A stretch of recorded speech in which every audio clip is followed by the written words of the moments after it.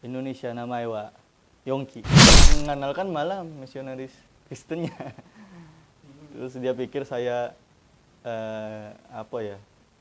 Ya itulah, anggap enteng aja gitu kan. Dia pikir saya strike, nggak perlu bertanyakan seperti dahulu gitu kan. Nggak penting duit, yang penting pergi aja ke Chicago gitu. Penting beasiswa. Ya udah, akhirnya dia ngasih hadis-hadis juga. Ini perbandingan nih. Terus dia bilang ada masalah sama orang Islam tuh. Mereka selalu bermusuhan soal masuk mazhab gitu katanya. Ini mazhab satu pertentangan. Padahal pas saya periksa lagi lebih dalam, ternyata malah itu yang membuat saya makin percaya sama Islam. Bismillahirrahmanirrahim. يا أيها الذين آمنوا ادخلوا في السلم كافة.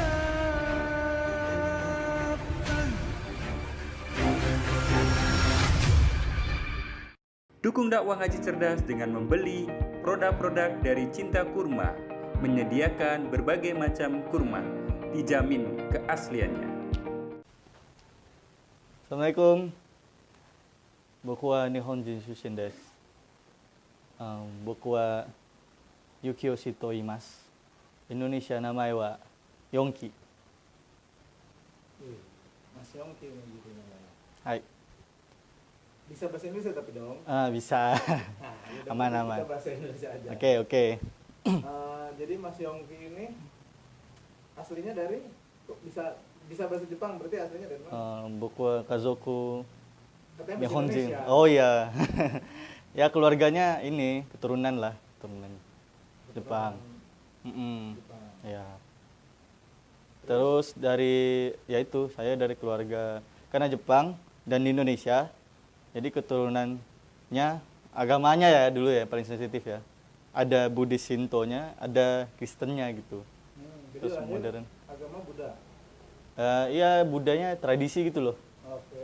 Terus ya udah sampai besar juga diajarin Kristen gitu. Habis itu dari keluarga sendiri ya nyampur-nyampur lah kayak gitulah. Mixing nggak jelas gitu agamanya. Nah, terus Mas Yongki mengenal Islam dari mana? Karena saya itu ini ya dari Kristennya jatuhnya misionaris lah gitu. Misionaris karena udah lama saya ngajar juga sekolah minggu misalnya gitu kan, anak-anak SD, anak-anak SMP. Terus saya mau ya udahlah mau S2 aja ke Chicago waktu itu. Belajar perbandingan agama gitu. Akhirnya saya disuruh belajar dulu di sini. Coba buka yang kitab-kitab Buddhis, Hindu gitu kan. Terus buka juga kitab Islam gitu. Akhirnya saya baca terjemahan gitu. Juga masuk ke basic anak-anak kecil itu kan, terutama kan saya ngajar anak kecil SD, SMP. Selalu punya naturalnya masing-masing kan. Mereka selalu bilang Tuhan itu di atas gitu kan. Terus kayak Tuhan itu kuat ya gitu kan. Atau ya kayak mengarahkan Tuhan itu punya maha segalanya dan kayak pasti Tuhan itu bisa disimpulkan anak kecil aja tahu Tuhan itu satu gitu loh. Dan Tuhan itu ya nggak bisa digambarkan misalnya gitu, berbentuknya kan sangat besar gitu lah istilahnya. Naturalnya anak kecil gitu ya. Terus dia lahir dari mana, untuk apa, dia pasti selalu nanya ke orang tuanya gimana lahir saya gitu. Pasti dia selalu mempertanyakan itu gitu. Terus saya sebagai pengajarnya kan rata-rata ya sering nggak bisa jawab gitu kan. Atau memang karena di sekolah minggu ya ajaran yang sebelumnya kan agak berbeda gitu. Kalau saya bilang kurang bisa masuk ke nalar yang benar lah gitu. Akhirnya saya belajar juga tentang agama lain, terus tambah saya juga belajar Buddhis. Dan ngomong-ngomong di Buddhis itu saya juga nerapin banget, jadi saya kebetulan nggak makan daging selama itu. Jadi memang saya belum pernah ngerasain daging babi lah gitu, daging sapi, ayam gitu. Kebetulan yang entah kenapa mungkin Allah juga melindungi ya gitu. Alhamdulillah kalau saya bilang sih. Jadi saya nggak pernah makan daging babi, terus saya dari Islam jadinya mungkin lebih gampang gitu. Saya belajar dari buka Al-Baqarah di awal, saya baca dulu terjemahannya. saya lihat banyak persamaan sama Kristen gitu. Tapi makan gimana ya, setelah saya masuk misalnya surat Maria gitu, seolah-olah di Islam ini lebih sempurna menjawab pertanyaan-pertanyaan yang banyak bolongnya di Kristen gitu. Kayak, oh kenapa Adam harus diturunkan di bumi gitu? Ya udahlah, patuh aja, penting gitu. Nggak seperti di doktrin, nggak ada jawaban pastinya. Sebenarnya di Islam tuh dijawab dengan benar gitu, dengan ada hasilnya. Ya karena memang diturunkan sama Allah, memang diuji gitu kan, memang diciptakan oleh Allah gitu, menggantikan makhluk sebelumnya gitu misalnya. Nah itu, di situ pikiran saya mulai terbuka tuh, semua hal, bahkan tentang jin dijelaskan juga di Al-Quran kan gitu. Terus bahkan saya sempat bingung juga soal hijab misalnya gitu. Hijab, kenapa sih orang Islam berhijab gitu kan. Terus saya lihat sejarah balik, oh iya ternyata Kristen juga berhijab tuh gitu.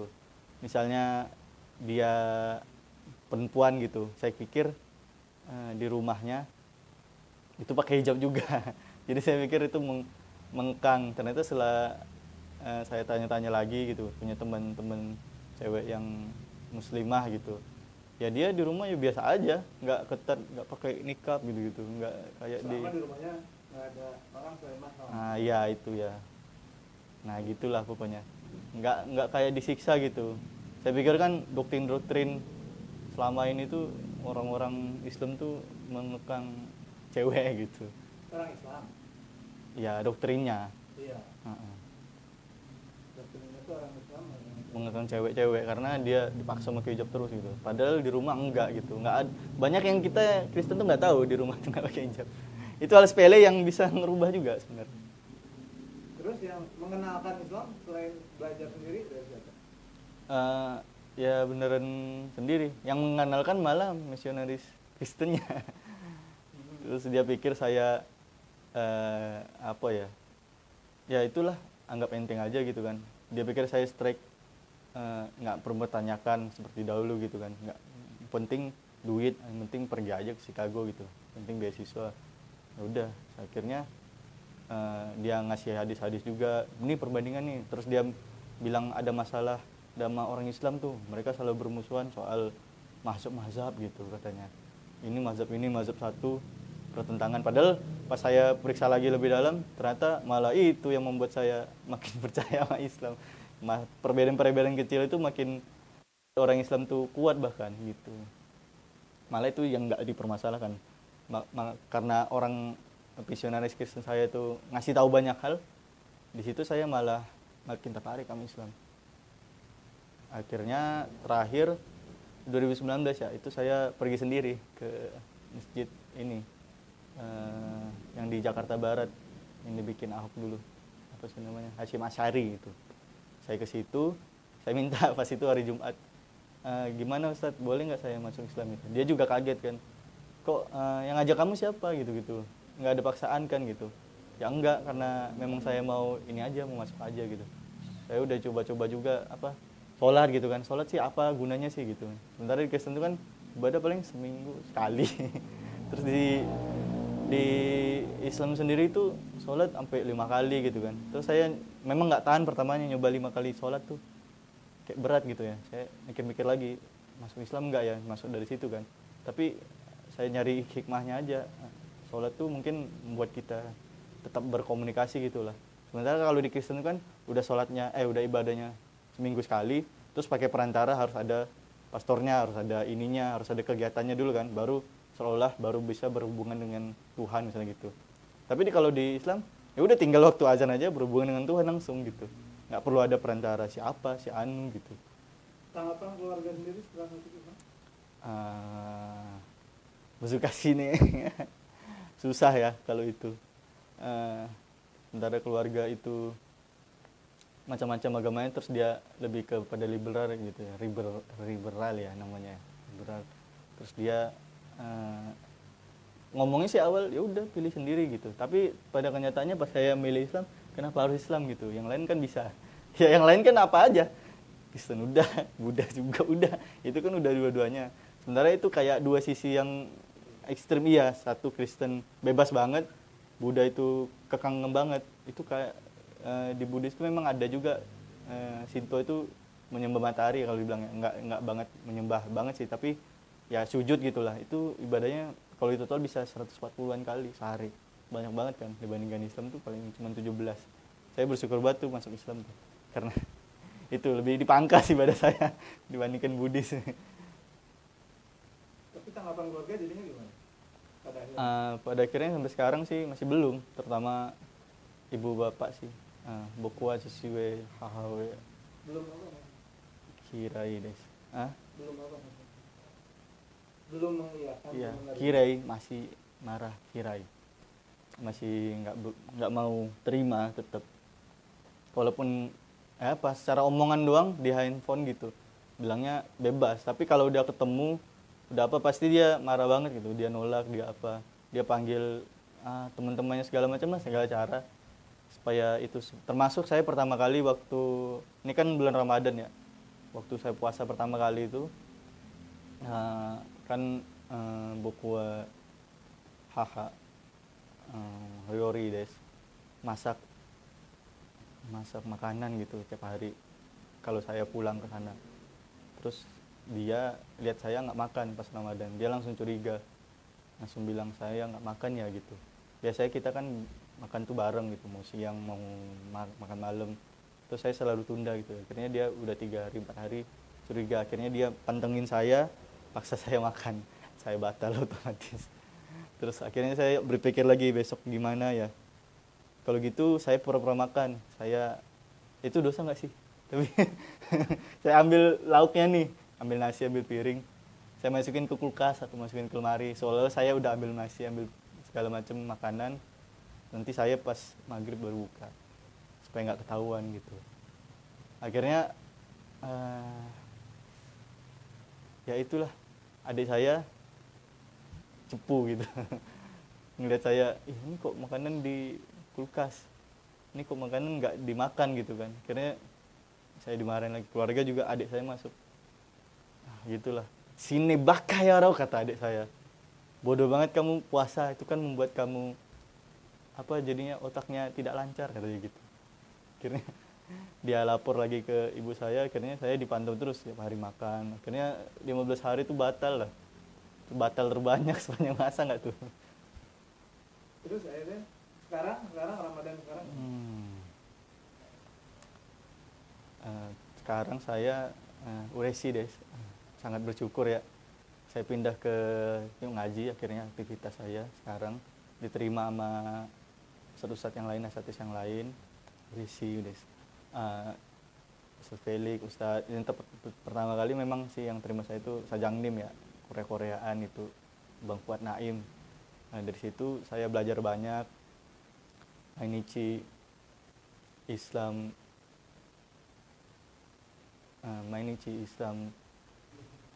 Benkyou desu, Mainichi fikih, Benkyou desu gitu. Tiap hari saya belajar hal-hal baru dari Islam. Akhirnya di situ saya bisa lebih stabil lah hidupnya dalam Islam ya, lebih kuat imannya gitu. Karena dari ngaji sendiri tuh memang sangat mengayomi lah gitu, nggak mandang bulu lah istilahnya. Juga dia karena kita mengutamakan apa ya namanya, toleransi terhadap gimana ya, kita tuh toleransi ke dalam gitu, internal. Jadi kalau ada yang beda mazhab, beda ini, ya udah dia aja toleransi gitu.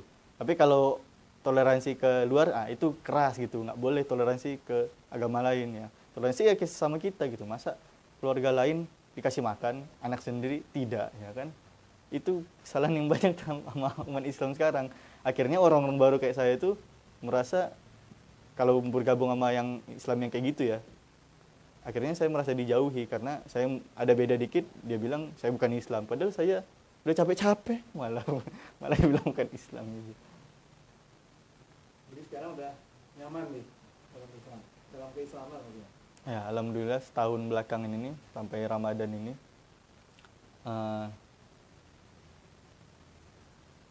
pertama kali ya inilah Ramadan yang sah. ya, Ramadan yang benar.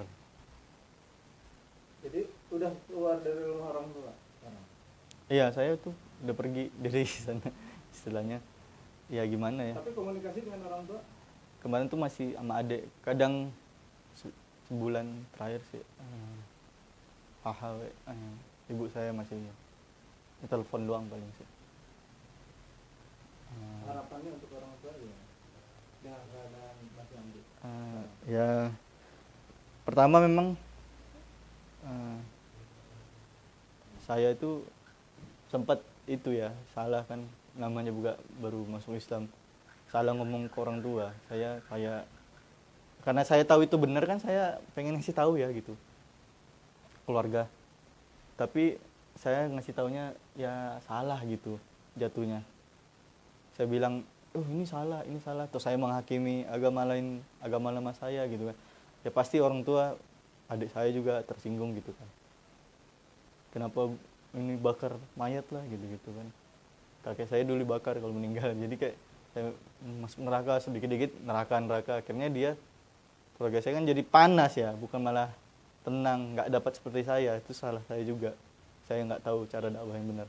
Akhirnya di sini saya fokus di ngaji sekarang, mulai ngerti cara dakwah yang benar. Tapi ya namanya orang tua ya, yang pertama kali ditangkapnya itu yang dia pikir Islam tuh gitu, mengubah anak dia jadi jelek. Itu juga salah saya pertama kali sih. Ya Tapi komunikasi masih belum. terakhir sebulan yang lalu sama ibu doang sih, tapi lama banget sih udah. Harapannya mah pengen diterima dong. Iya itu, tapi edukasi deh susah sekali. Sebutin dong harapannya. Eh, Harapan ke orang tua. harapan saya nggak banyak ya, paling cuman gimana dia nerima. Saya nggak maksa lagi kayak dulu harus masuk Islam terus gitu kan, nggak harus maksa yang lain juga masuk Islam gitu. Memang saya ingin sih, memang namanya juga mimpi ya gitu ya, karena kan tahu ya gimana kalau dalam Islam. Istilahnya dalam ujian itu banyak, misalnya ada pelajarannya, satu pelajaran nggak lulus kan nggak masuk gitu kan, nggak lulus dia dalam kuliahnya gitu. Juga saya mungkin berharap ya orang tua saya mungkin berpikir berbuat baik aja cukup gitu. Tapi kan kalau dia tidak menyembah Tuhan yang benar, ya itu saya juga takutnya itu. Tapi ya nggak berharap lagi, kata ustadz juga, kalau kamu punya keluarga yang gitu ya udah, pamannya Rasul aja nggak masuk Islam kok gitu, gimana lagi. Nah itu bukan urusan kamu, yang penting kamu tuh dakwah doang, hasilnya itu urusan Allah gitu. Walaupun kayak gitu ya udah, saya cuman berharap keluarga saya nerima saya aja biasa gitu, nggak perlu ya berantem atau maksa saya pindah. Selama ini masih yang kerasa tuh memang dia selalu berusaha pindah lagi dong, kembali lagi ke agama yang lama gitu. Dia selalu berusaha keras gitu supaya terus pindah lagi. Hal yang menarik dalam Islam selama sekarang masih yang udah masuk Islam, yang menarik gitu, berasa beda aja sama agama yang lain. Yang paling berasa itu tetap di sholatnya sih. Kalau di sholat itu yang waktu paling penting sih. Saya banyak ngerasain sih, kadang tuh nggak kepikiran juga, cuman berpikir di sholat aja gitu, minta sesuatu, kadang remeh doang, tiba-tiba terwujud gitu, entah kenapa. Tapi nggak mungkin kebetulan gitu, sering sekali gitu loh. Banyak yang bilang mungkin ya karena memang karena mualaf, dosa masih belum ada banyak salah, terus mudah gitu dikabulkan. Tapi menurut saya emang semua orang mudah dikabulkan doanya, tergantung dapatnya kapan aja, itu tergantung kemauan tuh Allah aja kan gitu. Paling berasa juga pas Ramadan juga. Ramadan tuh bulan paling beda lah kalau di kita ya, di Islam. Bulan yang dimana tuh tiba-tiba orang bisa baik gitu. Tapi bukan tiba-tiba sih, emang dia kehebatannya orang muslim itu, walaupun dia tahu dia nggak malu buat minta maaf gitu. Kalau di agama lain kan minta maaf tuh sulit, mesti ketemu dulu personal yang lain ini baru seolah kita dimaafkan oleh personal yang lain tuh, nggak bisa langsung sama Allah gitu. Kalau kita di Islam tuh direct gitu, nggak perlu perantara lain, nggak perlu patung, nggak perlu pastor lain untuk menunggu kita dimaafkan. Jadi itu yang paling berasa di Islam sih.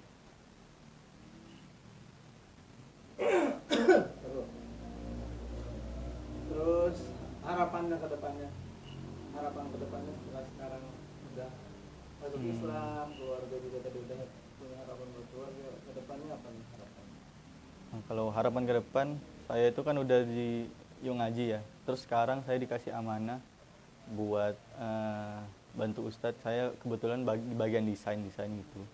Terus dan juga ada amanah lain, yaitu YN Sport gitu. YN Sport ini di mana kita itu menggait sebanyak mungkin cowok-cowok lah gitu. Targetnya Yung Ngaji memang kan cowok-cowok, karena selama ini kalau dipikirin penyebab masalah umat ini sebenarnya cowok. Kalau cowoknya itu nggak benar misalnya, dia nggak bisa jadi ayah yang baik gitu. Terus dia nggak punya pengetahuan yang benar tentang Islam, dia nggak bisa jadi suami yang baik, akhirnya terjadi KDRT segala macam. Dia nggak bisa jadi pemimpin yang baik sebagai cowok, akhirnya negara hancur segala macam. Jadi kalau cowok-cowok ini dikumpulin, dikasih pemahaman Islam yang benar, minimal itu ya nggak hancur-hancur banget lah hidupnya gitu. Jadi kita bantu yang lain, karena saya juga dibantu banget sama Yung Ngaji gitu, toleransi segala macam. Permusuhan dalam Islam itu bisa diminimalisir dengan pemahaman-pemahaman kita.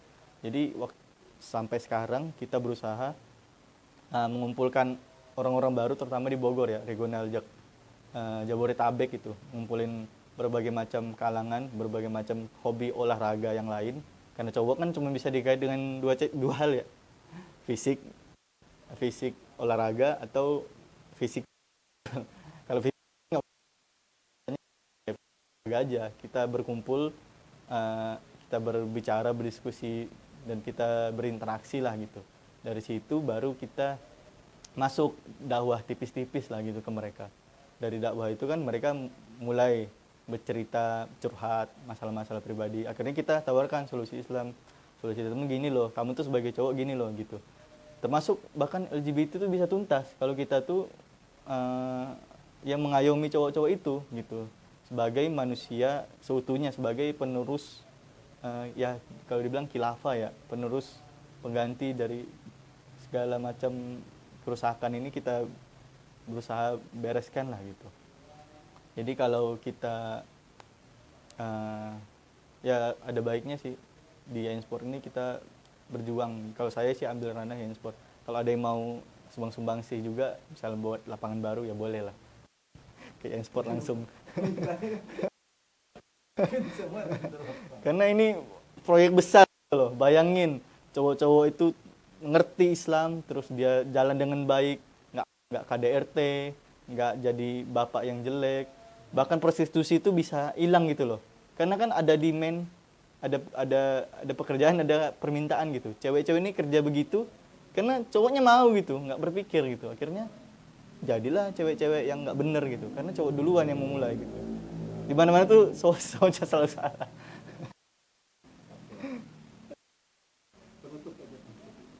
Penutup ya, terima kasih kepada tim Ngaji Cerdas ya.